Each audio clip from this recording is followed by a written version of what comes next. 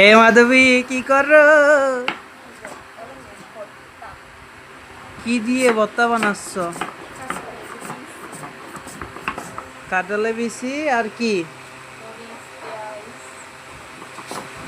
মরিচ, পেঁয়াজ আর কাঁঠালে বিচি।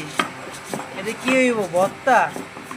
কাঁঠালে বিচি কি করা হয়েছে, সিদ্ধ করা হয়েছে নাকি? আর হচ্ছে কি শুকনা মরিচ কাঁচা। তা আমাদের সাথে দেখতে থাকুন, আমরা আজকে আপনাকে দেখাবো কি করে কাঁঠাল ভর্তা বানাইতে হয়।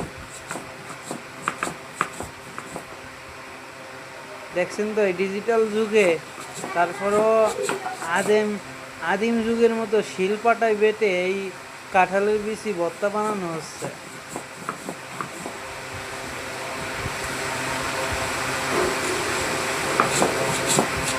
মরিচগুলো মিহিমভাবে বাটার জন্য একটু একটু করে পানি নেওয়া হচ্ছে। আর এই ভর্তাটা কিন্তু অনেক সহজে হয় না, অনেক পরিশ্রম করার পরে এই ভর্তাটা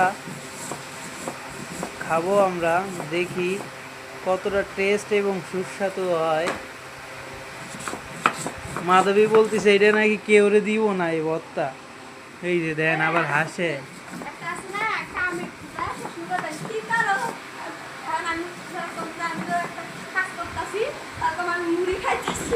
ওই যে আরেকজন একটা ফান ভিডিও বানাই নিয়ে আইছি, তো এনে কি করো, ওই গরু দিয়ে ভর্তা বানাইবো বলে।